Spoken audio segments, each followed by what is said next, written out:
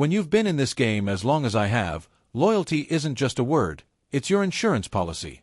You bleed with your crew, you eat with them, and when the money hits the table, everybody gets their cut. That's the code. But last week, my partner broke that code. And when a man breaks the code, he breaks himself. We pulled off a clean job, downtown jewelry exchange, quick in and out, no alarms, no heat. The kind of score that sets you up nice for a while. We'd planned it for months, just me and him. Every angle, every guard rotation, every backdoor lock. We risked everything together. And when the dust cleared, we had bags heavy enough to break a man's spine. 2 million in stones, easy. The deal was 50-50. Always has been. But when I showed up to split it, he was all smiles, sliding me a briefcase that felt light the second my fingers touched it. I didn't need to open it to know something was wrong. My gut's been keeping me alive since I was 15, and it was screaming now. "Count it," he said, grinning like a politician. His eyes gave him away, darting, restless. A rat with diamonds in his pockets. I counted anyway. 900 grand. That was my cut. He shorted me 100, maybe more, thinking I'd swallow it. Maybe he thought I'd remember the old days, when we used to boost cars together, kids with big dreams of becoming kings. Maybe he thought I'd let it slide out of respect. Respect. He didn't know that once respect's gone, all that's left is business. I closed the case, snapped the latches shut, and smiled right back at him. "Good work," I said. My voice didn't shake, but my hands itched for the weight of a gun. I left him laughing, drinking his whiskey, thinking he'd gotten one over on me. That night, I sat in my apartment, lights off, city buzzing outside like it always does. I poured myself a drink and stared at that briefcase. 900 grand. Still more money than most men see in a lifetime, but all I could feel was the insult. 100 short is worse than nothing. It's a declaration. A message. You're weak enough to rob. He must have forgotten who I am. I thought about the jobs we'd done together. About the bullets I'd dodged for him, the nights I'd patched him up in motel bathrooms when things went sideways. And this was how he paid me back. Stealing from me like some street-level punk? I finished my drink and picked up my phone. My contact list is short, fewer friends every year. But there are people who owe me favors. People who know how I work. I made 2 calls. One for information, one for tools. By midnight, I had an address, a set of keys, and a decision. He thought he could rob me and sleep easy under his own roof. He thought wrong. I zipped up my jacket, slid the pistol into its holster, and stepped into the night. The streets were quiet, rain slick and shining under neon. My boots echoed on the pavement as I headed for my car. I wasn't rushing. This wasn't a job. This was personal. And when it's personal, I don't miss. The city looks different when you're hunting. Every shadow sharpens, every light feels like it's pointing you toward something. I drove slow, the rain streaking across my windshield, radio off, my own breathing louder than the engine. His place wasn't far, 2 neighborhoods over, a spot he thought was tucked away from eyes like mine. I parked a block down. Old habits. Never pull up right in front of the target. Too obvious, too easy to trace. I killed the lights, stepped out into the wet night, and lit a cigarette. The first drag burned, but it calmed me. I needed a steady hand for what was coming. From the corner, I could see his windows glowing soft yellow. He was home. Probably counting my money, maybe even laughing about it. The thought twisted my gut. I flicked the cigarette into the gutter and walked. Every step deliberate, quiet, like I was back on a job. Only this wasn't about a payday. It was about teaching a man the cost of disrespect. The keys I had weren't exact, but I've never met a lock that could hold me back. Took me less than 30 seconds to slip the door open. Inside, the air smelled like stale beer and cheap cologne. I closed the door behind me, let the darkness wrap around me. His voice carried from the living room. He was on the phone, laughing too loud, bragging about the score. I crept closer, my boots sinking silent into the carpet. Yeah, man, he bought it. Didn't even blink. 900 was more than enough for him. His laugh grated, sharp and ugly. What's he gonna do, huh? He's past his prime. Soft now. Soft. That word hit harder than any bullet. I pulled the pistol, its weight familiar, steady. My finger rested on the trigger guard, not yet inside. Timing matters. Always has. I stepped into the doorway, and for a moment, just watched him. He was sprawled on the couch, phone pressed to his ear, a glass of whiskey balanced on his knee. My money sat in neat stacks on the table, glowing under the lamp. I cleared my throat. Quiet, but enough. His head snapped up, eyes wide, the phone slipping from his hand. Jesus! Keep your voice down, I said, leveling the pistol at him. Calm, steady. We need to talk. He froze, every muscle locking up. Hey, it's not what you think. It's exactly what I think. I stepped closer, boots thudding now, making sure he heard the weight of them. You cut me short. You thought I wouldn't notice. His mouth opened, closed. A rat caught in his own trap. It was just a mistake, man. Bad count, that's all. Don't insult me. My voice was low, almost a growl. I taught you how to count. I taught you everything you know about this life. And this is how you pay me back. His eyes darted to the stacks of bills, then back to me. Beads of sweat rolled down his forehead. Look, we can fix this. I'll give you your cut, the rest of it right now. I shook my head slowly. It's not about the money anymore. He swallowed hard, trying to find a way out. I could see the wheels spinning in his head, the desperation rising. We're brothers, man. We've been through it all. Remember Philly? Remember the docks? I took a bullet for you. And I took two for you, I snapped, the words sharp enough to slice through his excuses. Don't talk about loyalty. You killed it the second you thought I was weak. Silence fell. The only sound was the rain tapping against the window. His chest rose and fell too fast, panic written all over his face. I let the moment stretch, let him sit in the fear. Then I lowered the gun, just slightly. His shoulders eased, just a little, like he thought he'd talked his way out. That was his mistake.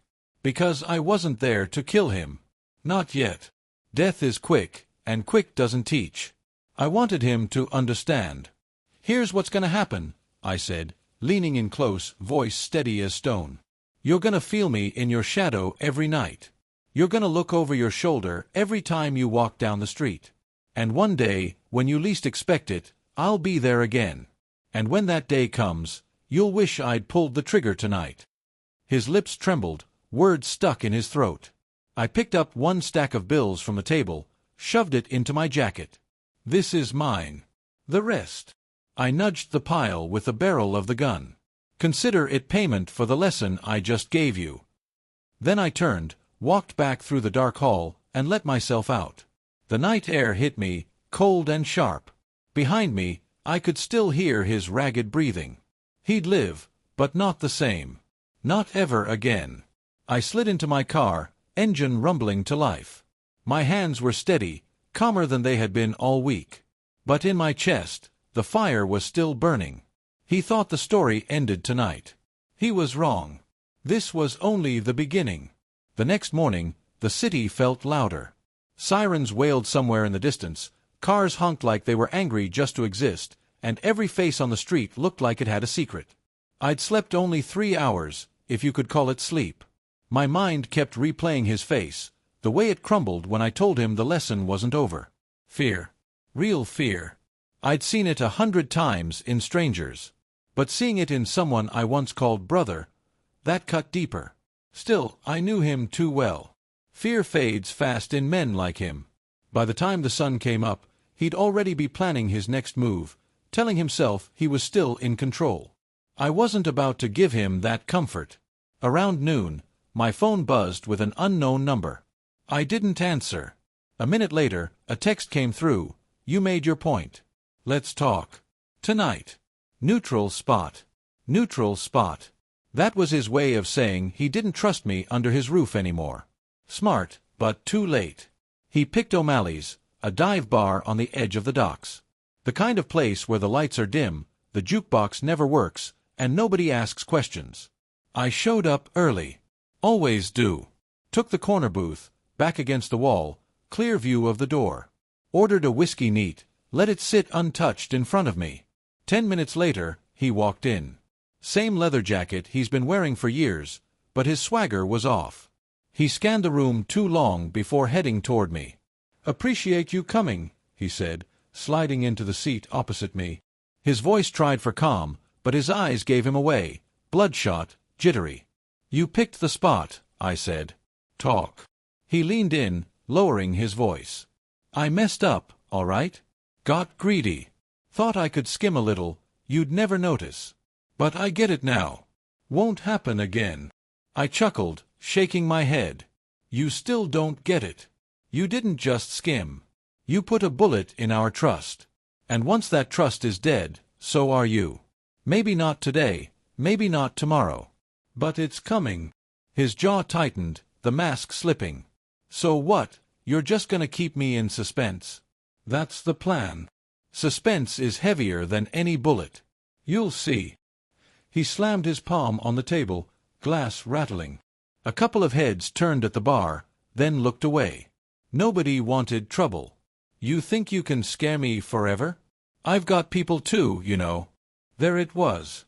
The bluff. Except I knew his people. Half of them owed me favors. The other half wouldn't follow him into the dark if their lives depended on it. Still, I let him believe his own lie. "Then bring them," I said, voice low and even. "Let's see how many stay standing." His mouth opened, but no words came. Just silence. I leaned back, finally picking up the whiskey, taking a slow sip. The burn felt good. "You made your choice," I said, setting the glass down. "Now live with it." I stood, tossed a bill on the table, and walked out without looking back. But outside, under the flickering neon sign, I wasn't alone. 2 suits leaned against a black sedan, eyes too sharp for regular muscle.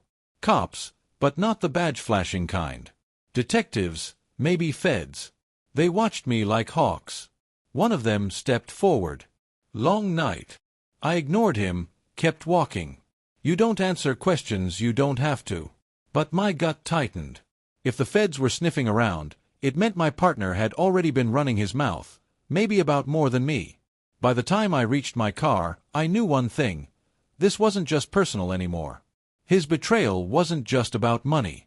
He was trying to save his own skin, and if that meant selling me out, he'd do it with a smile. I lit another cigarette, exhaled into the damp night. He'd stolen my cut. Now he was trying to steal my freedom. And for that, I'd make sure midnight wasn't the only time he heard me coming. The next few days felt like walking on a razor's edge. Every corner I turned, I expected flashing lights. Every car tailing me too long felt like a shadow from the feds. Word travels fast in this life. Too fast. And whispers started creeping back to me. Whispers that my old partner was talking. Not just about me, but about jobs, names, safe houses. Things we'd sworn to the grave. I knew it would happen. A rat doesn't just nibble once. He devours until someone stomps him out. On the 3rd night, I got confirmation. Rico, an old contact who owed me a favor, called me from a payphone. His voice was tight, urgent. "Your boy's singing, man. Sat down with the feds yesterday." He gave them details on the East Harbor job, the truck hijack, even that score in Philly. "They're building something big." I clenched my jaw so hard it hurt. The East Harbor job alone could bury me for 20 years. "You sure?" "As sure as a man staring down a gun barrel," Rico said. They offered him a deal. Protection, new name, clean slate. "He's taking it." I hung up without another word. My hands were steady, but my chest burned. He wasn't just stealing my money anymore. He was stealing my life. That night, I parked 2 blocks from his place again. Not to spook him, not to send another message. This time, it was strategy. The street was quiet, rain misting down in a fine spray. From my vantage, I saw a car I didn't recognize parked out front. Windows tinted, engine running.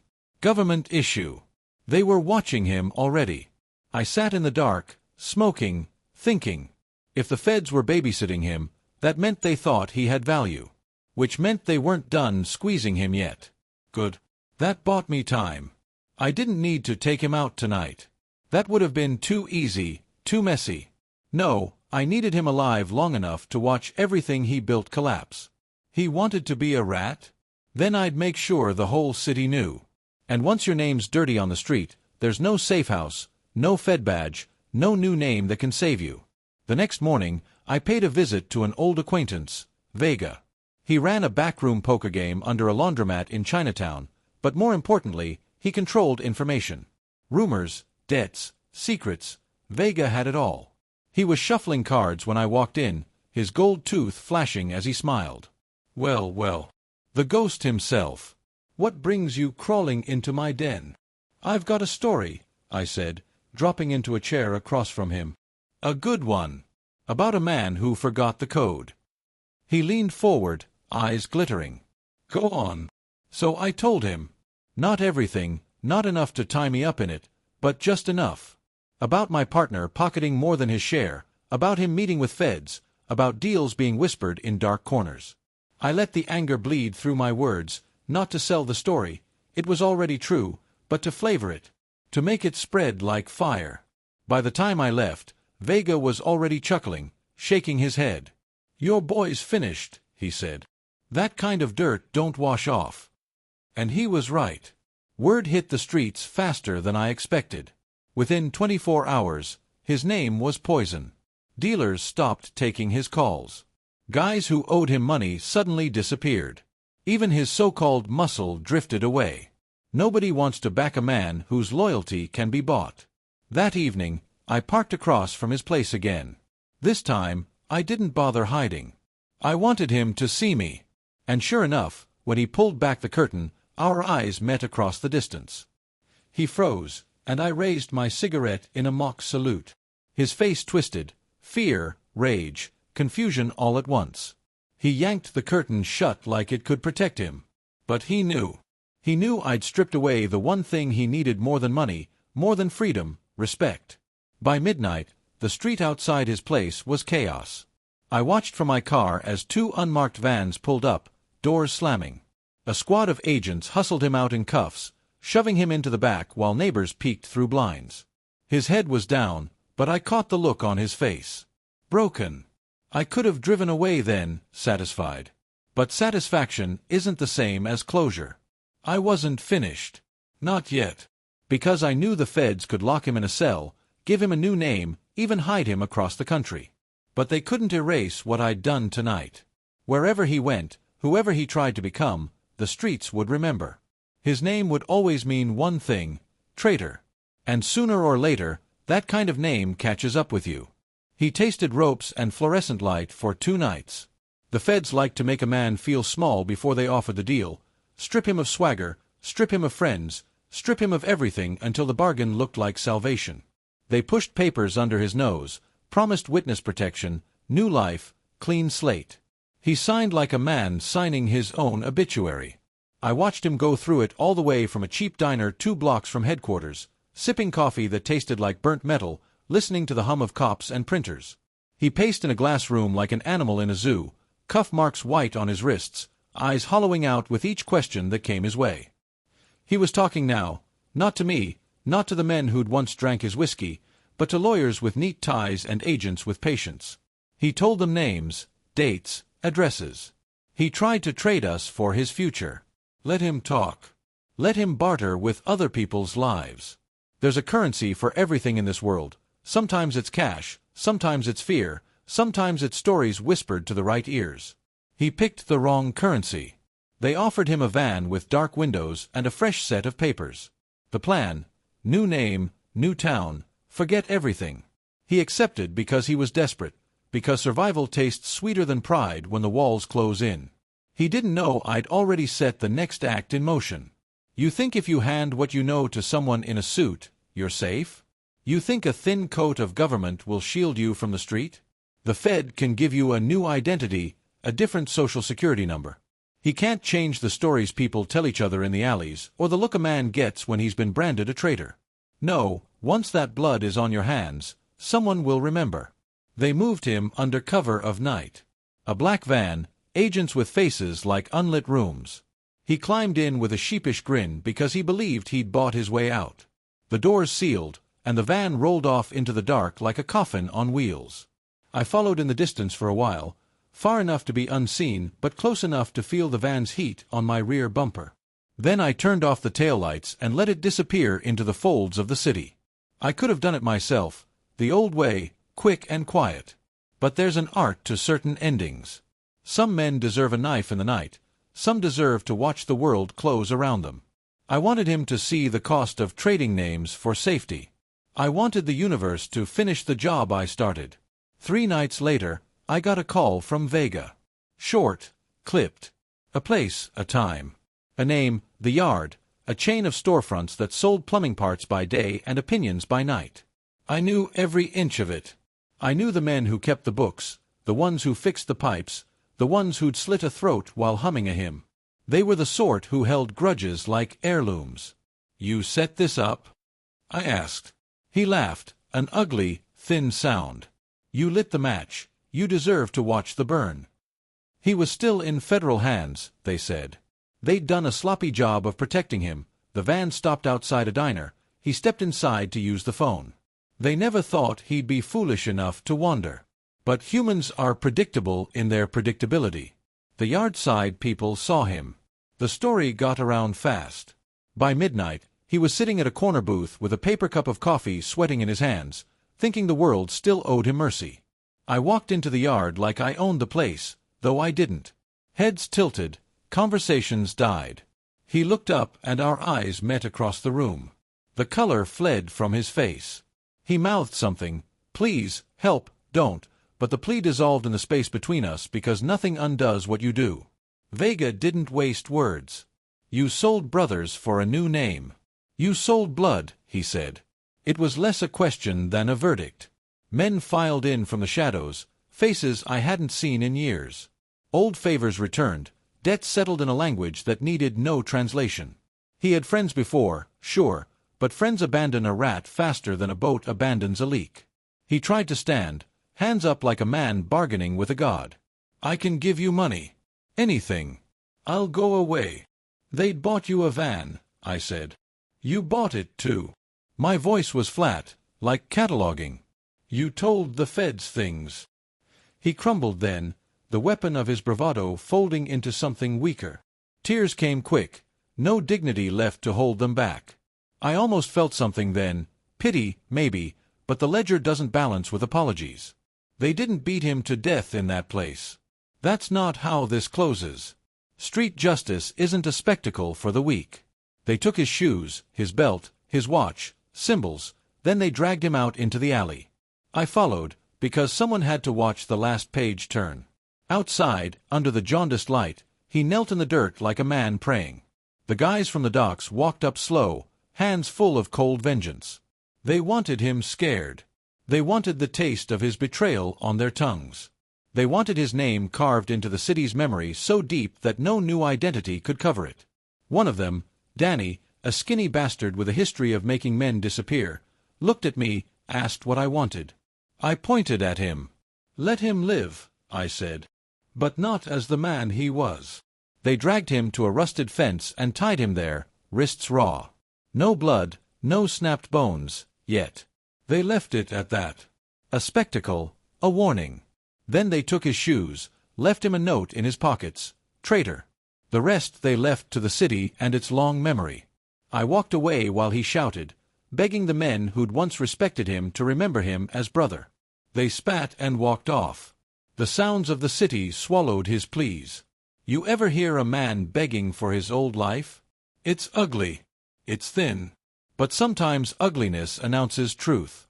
2 weeks later, rumors crawled back to me. He'd been found in a small town 3 states away, still wearing the paper note in his pocket. He'd changed his name.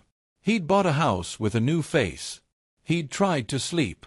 Someone recognized him, because the eyes don't change, and the rest is the kind of thing the street files under natural consequences. He disappeared. Not by my hand, but because the world finally caught up. I don't say I'm innocent. We're all animals with scars. I took his money back that night. I took more than what he stole. 100 short had become 100 square, and then some. But the cash was never the real ledger. The point was the message. You don't trade blood for a paper promise and walk free. The crew started asking questions after. Some wanted the old way, guns and flash. Others wanted a different code. I told them what I always tell anyone who wants to stay: loyalty first, fear second. You can live with fear. You can't live without respect. Respect buys you a town. Fear only grabs a night. There's a sweetness in justice when it lands right. Not the sweet you taste from champagne, but the kind that settles like a weight off your shoulders, the kind that sets the bones straight. I felt that settle in me as I watched the city roll on, the lights, the sirens, the late trains. The code is a hard thing, but it's the only thing that keeps us from eating ourselves alive. If he'd paid his cut like a man, none of this would have happened. If he'd kept his mouth shut, maybe he'd be alive somewhere under a new sky. But he chose the easy trade, the coward's bargain. He bet on a suit and lost. That's on him. I poured a drink that night and raised it to nothing in particular. No triumph, no gloating, just a quiet, practiced satisfaction. The kind that tells you the work is done and the ledger is balanced for now. I've learned over the years that endings rarely feel like endings. They're more like pauses. A man steps out of the light and someone else steps in. The code keeps turning, handed from one set of hands to another. You respect it, you live. You break it, you learn what happens when the street takes its due. I walked back into my neighborhood under a thin rain, the city humming like an old engine. Somewhere, a new name was living with an old sin. Somewhere, a man who'd thought he'd been clever was learning how small new names can be. And me. I keep moving. I keep to my own rules. Because in this life, a cut taken is a cut owed, and I'm the kind of bastard who collects.